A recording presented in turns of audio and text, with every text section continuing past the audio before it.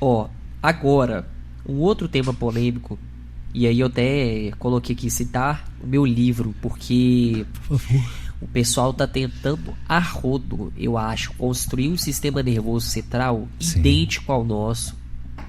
Eu não sei não, amigo, tá faltando, eu tenho a impressão Sim. que dependendo do bilionário aí no futuro, ele vai conseguir tirar o cérebro humano e colocar num robô. Tá muito próximo, né? Perto. Tem um experimento na China Sim. que eles estão construindo tecido cerebral, é lógico que randomizado, controlado, etc, entre placas assim, que estão inserindo dentro de uma caixa. Só pra você entender, caixa Claro. craniana, porque não é caixa craniana, né? Mas De algo um robô. perfeito. E aí o robozinho, eles até mostraram lá no experimento, ele pisca, ele fala, Que né? impressionante. E com esse tecido aí orgânico inserido e artificialmente controlado. Temos ali, como é que fala? Implante, quando a pessoa perde um membro, por exemplo, prótese. prótese. Uma prótese. Desculpa, gente, prótese.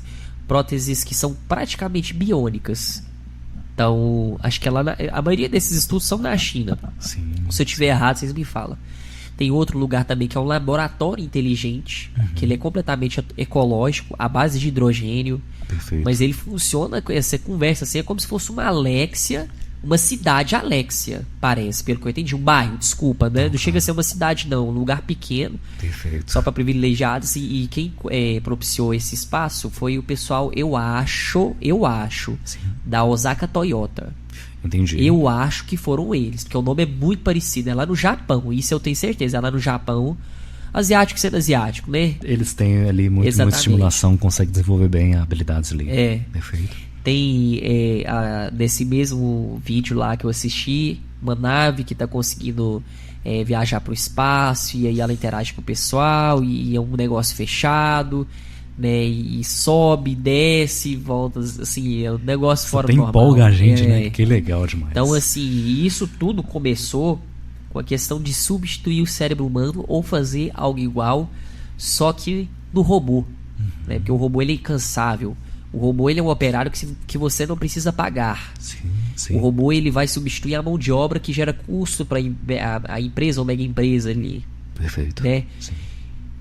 E aí eu te pergunto, né? Esse cérebro nosso, que a natureza assim, né, igual Moldou, você falou, né? Se comparou o tamanho do universo, a quantidade de neurônios da extensão aí, desse poder nosso aí que a gente tem aqui dentro. Sim. Você acha que algum dia vai ser possível fazer o transplante cerebral? Transplante cerebral. Quais são as dificuldades de fazer um transplante cerebral? O que torna isso impossível no momento? Trago ali pra gente. Talvez seja possível, a gente teria que encontrar uma forma de passar a perna em algumas propriedades que o cérebro tem. Porque assim, eu tenho o sistema nervoso central, que é o que está dentro da caixa craniana e da coluna vertebral, e tenho o periférico, que são os nervos, que é os que estão ligados aos outros órgãos, né?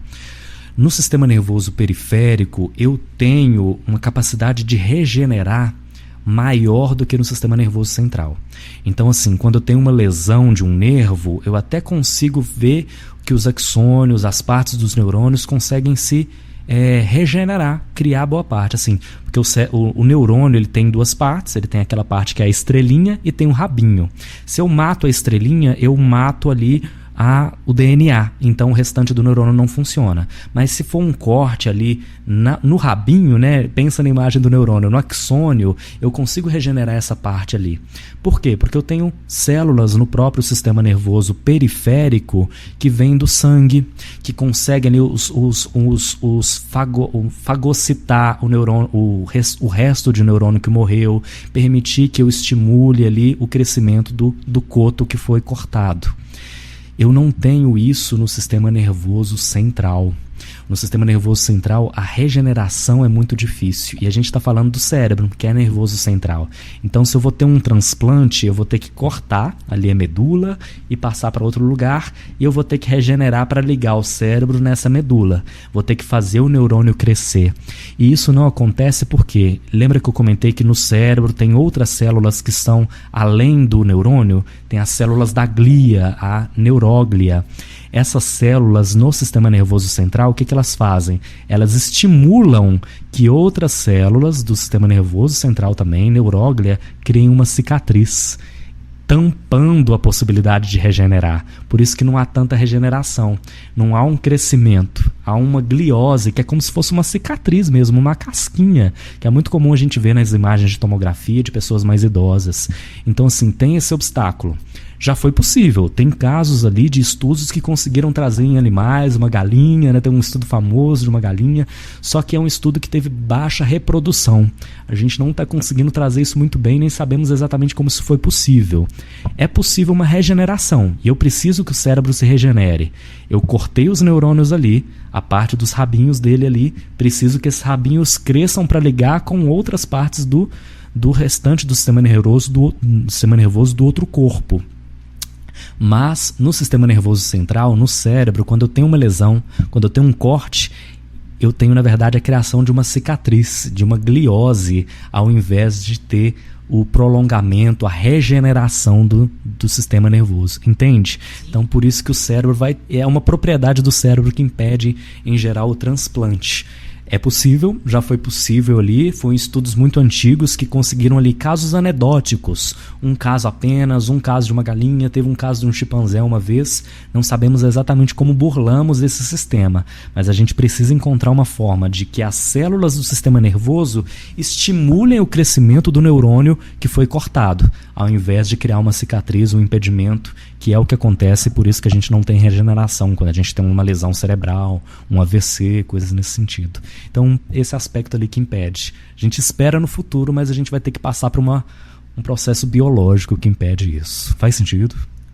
Demais. Nesse sentido ali que tem esse obstáculo. É igual eu estava falando pro Fabrício, a gente não sabe se agradece ou se lamenta, né, por essa limitação.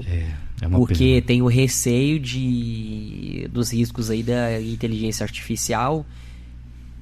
Você sabe o que eu tô falando. A realidade ali do Eu, Robô não é muito improvável, não. Não é improvável, né? Tanto que o Elon Musk, né, que tá sendo um grande nome aí pela questão do foguete que deu ré. Nossa, incrível, né? O investimento dele ali foi o primeiro homem a conseguir privatizar a criação e o lançamento de foguetes, né? Sim. Que antes era só o governo estadunidense que podia lançar. Sim.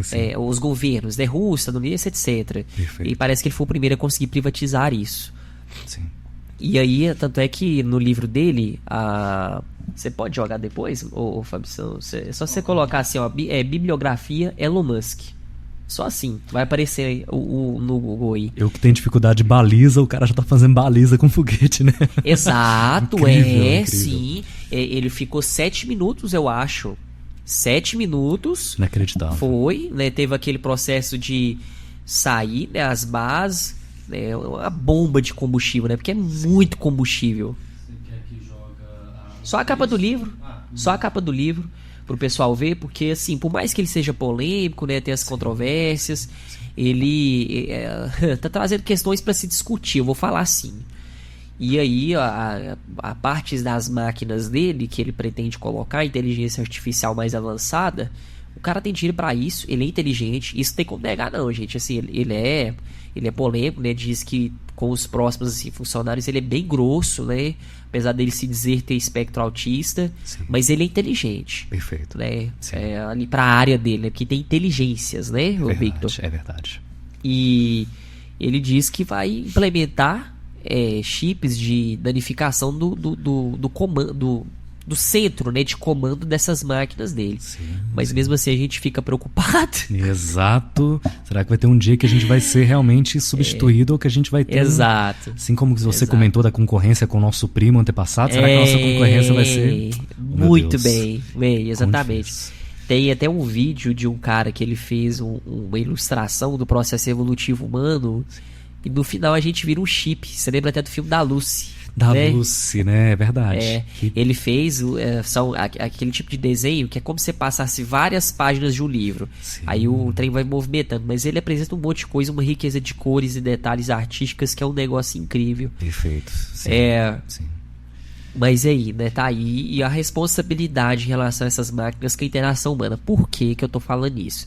O público com Alzheimer foi um dos que tá dentro dessa pesquisa que eu te falei, as pesquisas aí, quer dizer... Sim. Eles estão criando robôs com inteligência artificial para interagir com essas pessoas com Alzheimer, para ou diminuir o processo de decaimento cognitivo, Perfeito. ou uma forma de distrair, ou até mesmo acalmar. Acalmar eu não acredito muito não, sabe? Não é a Até o mesma Kajimbo coisa, Nunes né? falou que não vai ter uma máquina que substitui o psicólogo humano. E psicóloga, é mais psicólogo, né? Porque tem mais psicólogas do que psicólogos. Sim, perfeito. Pelas questões justamente de empatia, de conexão, Sim. né? No momento ele falou que não, nós estamos resguardados, mas é uma responsabilidade grande, né? Porque as máquinas elas vão começar a ter interação aí com o público que, de certa forma, acaba que é vulnerável, né? Que é o público com Alzheimer. Sim. É um público vulnerável. Sim, sim. Os autistas, Exato. né? As pessoas com TDAH. Sim, sim. A gente vai ter que lidar com esse aspecto ali de como trazer uma inteligência que seja artificial, mas que consiga também não trazer riscos. Eles têm vantagens. Uma dessas é da própria... Eles não têm esse empecilho de o cérebro deles ter que se reconstituir num contexto específico, né? Isso. Mas como seria importante se a gente conseguisse alguns aspectos que ajudassem, por exemplo, é como se a gente pensasse, a pessoa com Alzheimer vai ter também dificuldades ali que vai precisar de estimulação, até principalmente considerando a degeneração gradual. Eu preciso estimular o meu cérebro. Mas como eu posso trazer, que nem a gente se estimula com jogos, posso utilizar a tecnologia de alguma forma benéfica, sem que eu consiga trazer o contato humano, o suporte social, a presença do outro ali para o apoio da pessoa de Alzheimer. Porque às vezes, eu tenho esse receio de que muitas vezes vão estar criando esses robôs para substituir o papel que o cuidado ali da pessoa que tem, do familiar, o cuidado ali que vai ser importante para o humano, para esse contato da empatia, da possibilidade de eu raciocinar, a máquina raciocina, mas meu raciocínio traz uma emoção. Essa emoção me auxilia a raciocinar diferente, me auxilia a trazer um gesto diferente. Para além da própria lógica de funcionamento abstrato, eu preciso de uma lógica emocional, de cuidado ali, que a máquina ainda não alcançou. Trazer isso é importante também, né? E vamos pensar no futuro, e eu quero tirar uma dúvida. Quando que